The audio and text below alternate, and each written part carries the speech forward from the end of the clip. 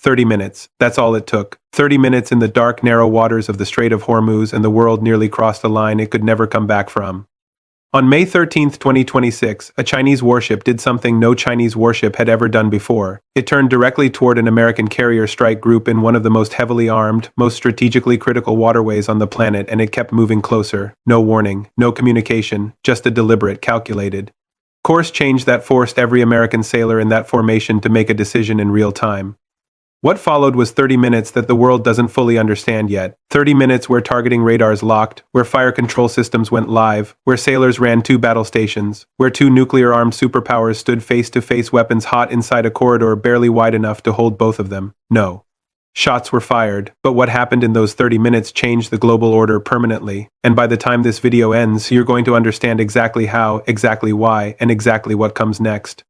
I've spent hours going through every available piece of data, tracking logs, communications timelines, force deployment records, diplomatic context. What I'm about to lay out for you is the most complete picture of this confrontation available anywhere. You're going to understand the geography, the forces, the strategy, the response, the stakes, and the future, all of it. Stay with me, this one genuinely matters. Before we talk about ships and weapons and strategy, we need to talk about the ground, or in this case, the water, because the Strait of Hormuz is unlike any other place on Earth, and understanding it physically is essential to understanding why what happened there was so extraordinarily dangerous. Picture a narrow bottleneck of ocean 34 kilometers wide at its tightest point, roughly 21 miles. On one side, the Iranian coastline, dotted with military installations, missile batteries, drone launch sites, and naval bases that have been built up over decades specifically to threaten traffic passing through. On the other side, Oman, a relatively stable nation but one with limited capacity to serve as a buffer against what Iran can bring to bear. Through that 34-kilometer gap, every single day, an almost unimaginable volume of energy flows. Supertankers carrying crude oil from Saudi Arabia, the way Kuwait, Iraq, and Qatar line up and move through in organized traffic lanes. Because the strait is so narrow, there are designated inbound and outbound lanes, each only about 3 kilometers wide. You can stand on the Iranian coast and with decent binoculars, watch the tankers pass. Nearly 20% of all seaborne oil in the world passes through this strait every single day, on average between 17 and 21 million barrels every day. That's not just oil for cars and trucks, that's the feedstock for plastics, pharmaceuticals, fertilizers, and the electrical generation that keeps factories running. Across Europe, Asia, and beyond, there is no alternative, no pipeline that replaces this volume, no other route that handles this traffic. The Strait of Hormuz is genuinely irreplaceable. If it closes, or if the world believes it might close, oil prices spike within hours. Insurance premiums explode, shipping companies reroute or stop moving altogether, global supply chains begin breaking within days. This is why every military strategist, every energy economist, and every geopolitical analyst watches this strait with more attention than almost any other place on Earth. It is the jugular vein of the global economy. Whoever controls it or whoever can credibly threaten it holds leverage over every oil-importing nation on the planet. Now add to this geography something that makes it even more dangerous as a military environment. The Strait of Hormuz is acoustically and electronically nightmarish. Strong underwater currents, dramatic temperature and salinity gradients between layers of water, and constant commercial shipping traffic combine to degrade sonar performance. Significantly, radar systems struggle with the humid, dust-heavy air common to the Persian Gulf region. Hundreds of large commercial vessels create constant false contacts that must be continuously filtered and re-evaluated. In this environment, distinguishing between a friendly vessel, a neutral tanker, a hostile warship, and an incoming missile is genuinely difficult even with the most advanced sensors available. Reaction times are compressed, margins for error are razor thin, and on May 13, 2026, 3 separate armed military forces were all operating in this environment simultaneously. That is the stage. Now let's talk about what happened on it. For several weeks before May 13th, a small group of Chinese naval vessels had been operating in and around the Persian Gulf. On paper, their presence was entirely routine counter-piracy operations and joint naval exercises, the kind of low-profile deployments that China has been conducting with increasing regularity across the Indian Ocean and Arabian Sea over the past several years. But their positioning told a more careful observer a different story. They weren't transiting, they weren't moving on any predictable schedule, they were loitering, holding position, watching, waiting. Maritime analysts who track vessel movements through open-source satellite data and AIS signals noticed it. The ships were patient, in a way that patrol vessels on routine duties simply aren't. The lead vessel was a Type 055 destroyer, China's most advanced and most capable surface combatant. At 13,000 tons, it is large enough that Western naval analysts frequently classify it as a cruiser rather than a destroyer. It carries 112 vertical launch cells, the tubes from which missiles are fired loaded with a combination of land attack cruise missiles, advanced surface-to-air interceptors, and the YJ-12 hypersonic anti-ship missile, a weapon capable of traveling at more than Mach 3 and carrying a 400-kilogram warhead. Its phased array radar system can simultaneously track and engage multiple targets across a wide area. Its electronic warfare suite is sophisticated by any objective measure. The Type 055 is a world-class warship. Accompanying it were two support vessels, officially logistics ships, but equipped with advanced sensor arrays and real-time data relay systems capable of transmitting everything they observed directly back to Chinese command centers. These were not simple supply ships, they were floating intelligence collection platforms. Then, on the morning of May 13th, without any prior communication, without any navigational warning broadcast on maritime channels, the Type 055 altered course, directly toward a United States carrier strike group operating in the same waters. The two support ships followed. On the American side, the response was not slow and it was not uncertain. The moment those Chinese ships changed heading, American systems registered it. Spy radar arrays on Arleigh Burke-class destroyers locked continuous tracking data onto the Chinese formation instantly. Fire control systems, the targeting computers that calculate firing solutions, came to readiness. Combat air patrol aircraft already. Airborne adjusted their positions. On carrier flight decks, armed F-35 is prepared for immediate launch. Across every ship in the American formation, the order went out: battle stations. Every sailor moved, every weapon system was manned, every targeting radar pointed at the approaching Chinese ships. Fire control systems went to full readiness. The word went around, weapons-free status confirmed at every station, and then both sides held. For 30 minutes they held. Chinese ships maintained their heading and their proximity. American ships held their positions and their locks. Radio channels crackled with urgent, clipped traffic. Electronic warfare systems on both sides operated at intensity. Helicopters dipped sonar arrays. Submarines adjusted their underwater positions. Unmanned surface vessels swept the perimeter. Two nuclear-armed superpowers, face-to-face, weapons-armed, inside 34 kilometers of water, with Iran watching from the shore. 30 minutes. And then the Chinese ships altered course again away from the American formation. The immediate standoff ended, but the moment it represented did not end. What happened in those 30 minutes sent a message that every capital on Earth heard, whether they admitted it or not. This is the part that most news coverage gets wrong or simply doesn't go deep enough on, because the question isn't just what China did. The question is why China did it at this precise moment, and the answer to that question reveals a level of strategic calculation that should genuinely concern anyone watching the balance of power. In 2026, let's start with the timing. Washington right now is carrying an extraordinary operational load in the Middle East. A fragile ceasefire arrangement with Iran is barely functional. It exists on paper more than it exists in practice, and both sides know it. American naval forces are sustaining a blockade operation that requires constant, intensive resource commitment. Diplomatic tracks are active but fragile. Every senior official in the State Department and Pentagon with Middle East responsibility is stretched. Then on May 14th and 15th, literally the day after the confrontation, President Trump is scheduled to sit down with Chinese leadership in Beijing for a high-stakes bilateral summit. The agenda was already packed before May 13th: Taiwan's security situation and its newly approved defense budget of $24.8 billion. Passed just days earlier on May 8th, trade imbalances, semiconductor export restrictions, technology transfer limits, and freedom of navigation disputes in the South China Sea. That summit is now happening in the shadow of Hormuz. Beijing did not stumble into this confrontation accidentally 24 hours before sitting down with the American president. This was engineered. The timing was the message. In great power negotiation, you do not walk into a high-stakes summit empty-handed. You walk in having just demonstrated, concretely and visibly, that you have the capability and the will to create serious problems for your counterpart in places they cannot ignore. You walk in having just shown that your military can project power into the world's most critical energy corridor and challenge the nation that thought it owned that corridor.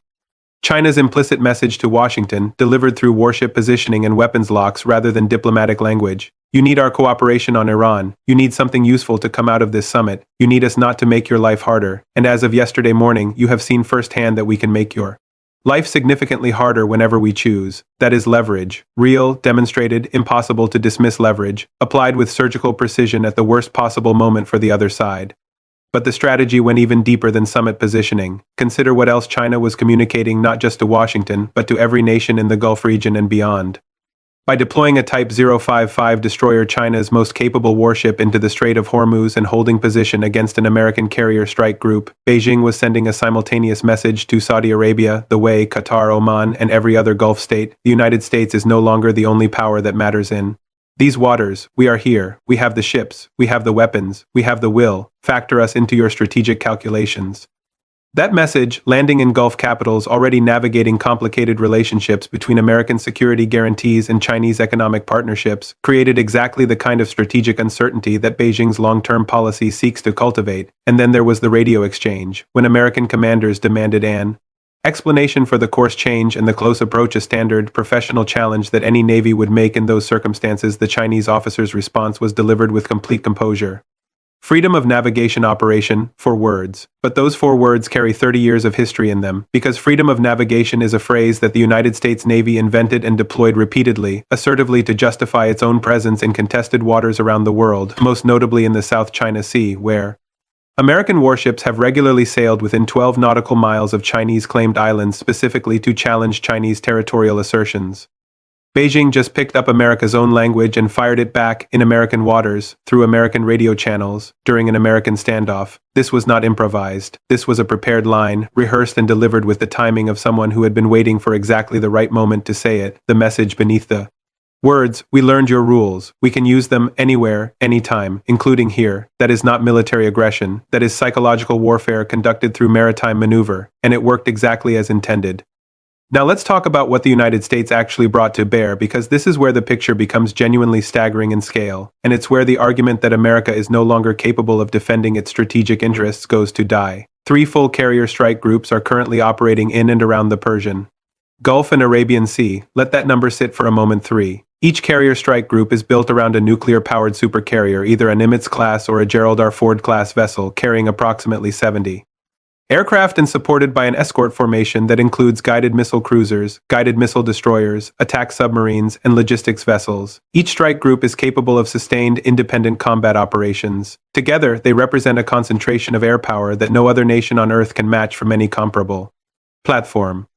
Combined, these 3 strike groups carry more than 200 fifth-generation combat aircraft, F-35C Lightning Eyes carrier variant stealth fighters equipped with an APC-81 AESA radar systems that can simultaneously track and engage hundreds of targets while remaining nearly invisible to opposing sensors, F-22 Raptors. Providing air superiority coverage, E-18G Growler electronic attack aircraft capable of jamming and destroying enemy radar and communication systems across a wide area.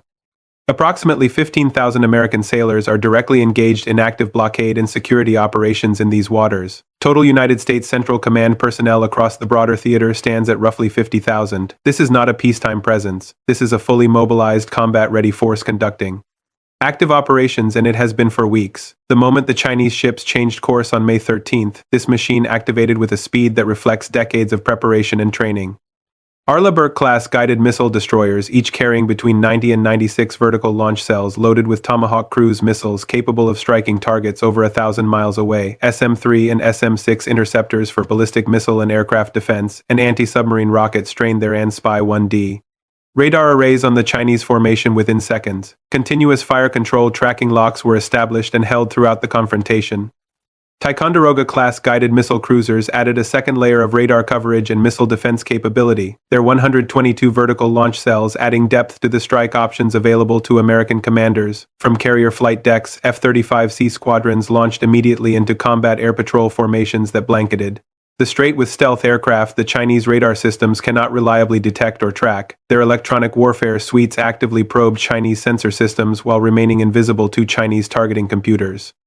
Independence-class littoral combat ships pushed toward the Iranian coastline, their mine-hunting packages active, their 57mm guns manned, watching for any sign of fast attack boat movement. San Antonio-class amphibious ships stood further back with Marine Expeditionary Units embarked, and F-35B short takeoff and vertical landing squadrons ready for rapid response. But the element that receives insufficient attention, the element that may have mattered most in terms of actual deterrence, was what happened beneath the surface. Virginia-class nuclear attack submarines, the most capable hunter-killer vessels ever constructed, repositioned the moment the alert went out. These boats are extraordinarily quiet. Their passive sonar arrays can isolate and identify individual propeller signatures at ranges that would astonish most people. Their Mark 48 advanced capability heavyweight torpedoes are among the most lethal anti-ship weapons in any Navy's arsenal. Beneath the Chinese ships, unseen, unannounced, and undeniable American submarines created a wall of deterrence that required no display and no statement. It simply existed, and experienced naval officers on the Chinese bridge knew it existed. That knowledge shaped every decision made on the Chinese side during those 30 minutes. Above the water, P-8 Poseidon maritime patrol aircraft flew continuous coverage patterns, dropping tsunami strings that created an invisible acoustic detection network across the entire strait. 60 Seahawk helicopters dipped active sonar transducers directly into the water, mapping every underwater contact in near real time. And feeding that data into the central combat management systems, AI-assisted unmanned surface vessels swept the perimeter, continuously updating the tactical picture. E-18G Growlers jammed Iranian coastal radar installations to prevent Tehran from fully understanding what was happening in the strait and applied electronic pressure on Chinese sensor systems simultaneously. Every domain air, surface, subsurface, electronic, cyber was covered, layered, and integrated into a single operational picture that American commanders could read with a clarity that their adversaries could not match. This was not panic management, this was not scrambling, this was a system that had been designed, built, trained, and deployed for exactly this scenario: a simultaneous peer-competitor confrontation and asymmetric threat management challenge in a confined, high-density maritime environment, executing with the precision of long preparation. 50 minutes after the confrontation began, the Pentagon had already established secure communication channels with Gulf allies. Saudi Arabia, the UAE, and Oman were receiving real-time intelligence updates on classified networks. Additional assets were being quietly repositioned. Diplomatic back channels from Washington to Beijing were lighting up with messages that were, by all accounts, considerably more direct than anything said publicly. Publicly, CENTCOM described the Chinese maneuver as unprofessional and dangerous, carefully calibrated diplomatic language that signals serious displeasure while deliberately keeping every door for de-escalation open. Privately, the message delivered through back channels was much harder. The confrontation ended without combat, the Chinese ships altered course, and the immediate crisis passed. But America had demonstrated something important not just to China, but to every nation watching. The response was immediate, comprehensive, multi-domain, and controlled. No miscalculation, no overreaction, no underreaction. Discipline under the most extreme pressure, with weapons armed and nuclear powers at direct standoff. That discipline is not automatic. It is the product of training, doctrine, leadership, and institutional culture built over generations. And on May 13th, it held everything we've discussed so far: the Chinese maneuver, the American response, the strategic signaling. All of it becomes significantly more dangerous when you add the third player in this equation, Iran.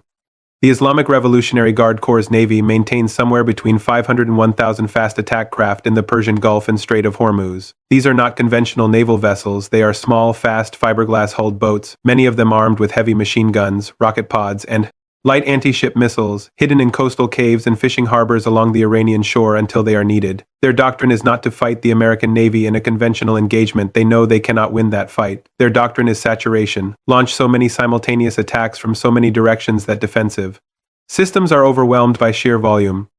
Above the water, Iranian Shahd series loitering munitions and kamikaze drones patrol the strait constantly, looking for opportunities to strike radar arrays, command nodes, and high-value surface targets. On land, hundreds of mobile coastal missile batteries armed with Chinese-supplied anti-ship systems and domestically developed weapons are positioned along the Iranian coast, capable of moving between launches to complicate targeting. Beneath the surface, Ghadir-class midget submarines and a significant naval mine stockpile add dimensions that require constant, resource-intensive monitoring. This Iranian capability exists in the same 34 kilometers where American and Chinese warships were conducting a weapons-hot standoff on May 13th. The nightmare scenario requires no malicious intent from any major capital. It requires only one thing: a mistake.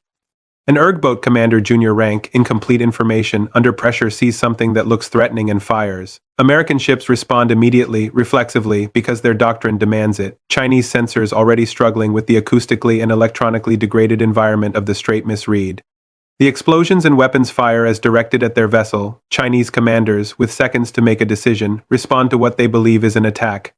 3 forces, 1 corridor, no time. No one in Washington wanted this war. No one in Beijing authorized this outcome. No one in Tehran necessarily planned this moment. But the war happens anyway because in the compressed, chaotic, censor-degraded environment of the Strait of Hormuz, the difference between a misunderstanding and a catastrophe is measured in seconds, not hours. This is the risk that lives permanently beneath the surface of every Hormuz standoff. And on May 13th, with an Iranian ceasefire already fragile and forces maintaining their standard patrol posture throughout the confrontation, that risk was not theoretical. It was present and immediate. Let's talk about the nations that find themselves caught in the middle of all this because their situation has fundamentally changed, and almost nobody is discussing it seriously. Saudi Arabia, the way Qatar, Oman, and Bahrain have spent decades operating on a strategic formula that worked because its two components never directly conflicted. America provides security, China provides commerce. American carrier groups protect Gulf oil from Iranian threats, Chinese refineries and factories buy that oil at scale. Funding the economic transformation projects these nations are racing to complete, clean separation, manageable, smart, even, May 13th shattered that separation. Because now Chinese warships are in the same waters that Gulf oil must pass through to reach those Chinese buyers. American and Chinese forces are operating in direct, weapons-hot proximity in the strait that every Gulf export depends on, and the question that every Gulf leader is now being forced to answer quietly, behind closed doors, in conversations that will shape foreign policy for years is one they have spent enormous effort avoiding. If this escalates, whose side do we take? For Saudi Arabia, the answer is genuinely agonizing. Vision 2030 Crown Prince Mohammed bin Salman's entire economic transformation program depends heavily on Chinese investment, Chinese technology partnerships, and Chinese buyers for Saudi oil. But American air defense systems and security guarantees are the only thing standing between Saudi Arabia and an Iran that has never fully accepted Saudi regional dominance. You cannot simply choose one and abandon the other. For the way, the calculation is equally uncomfortable. Dubai's position as a global trade hub depends significantly on Chinese commercial relationships, but the security architecture that makes Dubai function, that keeps Iranian threats manageable, that ensures tankers can load at Abu Dhabi ports without constant military escort, rests on American naval presence. For Qatar, the tension is vivid and personal. The United States Air Force's Al Udeid Air Base, CENTCOM's largest regional installation, sits on Qatari soil. Simultaneously, China is Qatar's largest LNG customer. The economic relationship and the security relationship are both irreplaceable and now potentially incompatible. These nations cannot afford to pick a side. They equally cannot afford to maintain indefinite ambiguity in a situation that is becoming less ambiguous by the day, and Washington needs to understand that Gulf cooperation, the basing rights, the intelligence sharing, the logistical support that makes American regional operations possible, is no longer automatic. It must be earned, demonstrated, and consistently reinforced. Every confrontation like May 13th either strengthens or weakens that foundation, depending on how decisively and confidently America responds. Step all the way back now, zoom out to the widest possible view, because what happened on May 13th only makes complete sense when you place it inside China's long-term strategic framework. China is not an impulsive power, it is a patient, long-horizon planner. Its military modernization has been underway for decades, not responding to immediate threats, but building toward a specific future vision of global order in which American primacy is replaced by genuine multipolarity, with China as the dominant Asian power and a co-equal global force. Part of that strategy involves demonstrating, repeatedly and in increasingly high-profile ways, that the post-Cold War era of unchallenged American dominance over critical maritime routes and global choke points is ending. Not through direct military confrontation. China is not seeking a war it might lose, but through persistent, calibrated pressure that gradually shifts the perception of who controls what. The South China Sea has been that laboratory for the past decade. Island building, territorial assertions, freedom of navigation challenges, all of it designed to establish a new normal in which Chinese presence in those waters is accepted as permanent and legitimate, regardless of international legal rulings to the contrary. Hormuz is the next laboratory. By inserting a Type 055 destroyer into the Strait of Hormuz and holding position against an American carrier group, China accomplished several strategic objectives simultaneously. It demonstrated global power projection capability, proving that Chinese warships can operate effectively thousands of miles from home with credible combat power. It inserted itself into a region where American strategic relationships are already under stress from the Iran situation. It signaled to Gulf states that their security environment now includes a Chinese variable, and it created a military strategic distraction that competes with American attention and resources in the Indo-Pacific. That last point matters enormously. Every carrier group deployed to Hormuz is one fewer carrier group available for Taiwan contingency planning. Every Virginia-class submarine tracking Chinese ships near Iran is one fewer submarine patrolling near the first island chain. America's military is extraordinarily capable, but it is not infinite. Forcing Washington to maintain serious military commitments across two major theaters simultaneously is not an accidental byproduct of Chinese policy, it is an explicit objective. And it is working, at least partially. The resource tension is real. The strategic attention competition is real. Beijing is achieving strategic diffusion of American focus at a cost, deploying one destroyer group to Hormuz that is dramatically lower than the cost America bears to respond. So let's bring this all together. Let's be absolutely clear about what May 13, 2026 actually was and what it means going forward. It was a declaration, not a mistake, not a provocation born of miscalculation, a deliberate, carefully engineered declaration delivered in the language great powers use when words are insufficient: steel, positioning, and the willingness to hold a weapons-hot confrontation against the most powerful navy in history, in waters that Navy has treated as its own for decades. China declared, "We are here, we have the capability, we have the will, the era in which you operate this corridor without accounting for us is over." America answered completely, immediately, and with devastating comprehensiveness. Every domain, every layer, every system activated within minutes. The response was not reactive chaos. It was disciplined, coordinated power projection that demonstrated exactly why the United States Navy remains without peer in the world. No shots were fired, and the reason no shots were fired is twofold: the discipline of American commanders who held their position without overreacting, and the operational awareness of Chinese commanders who understood, with complete clarity, what they were looking at. But here is the reality that we must sit with honestly. The confrontation ended. The ships are still there. The Chinese naval presence in the Gulf does not disappear after a summit. The Iranian threat does not reduce because a standoff was managed successfully once. The Gulf state's strategic anxiety does not resolve because both sides back down this time. What May 13th created is a new permanent condition. The Strait of Hormuz, the most critical energy choke point on Earth, the jugular vein of the global economy, is now a contested space. American, Chinese, and Iranian forces operating in the same narrow corridor, each with their own objectives, their own red lines, their own command structures, and their own weapons systems. The margin for catastrophic miscalculation, while managed successfully on May 13th, does not go away. It gets tested again, and each test carries its own risk. The Trump-Beijing summit happening right now will tell us something important. If meaningful commitments are reached on Hormuz protocols, on communication channels, on rules of engagement that reduce the risk of accidental escalation, that matters. If the summit produces nothing concrete and Chinese ships maintain their Gulf presence unchanged, that also matters, in a very different way.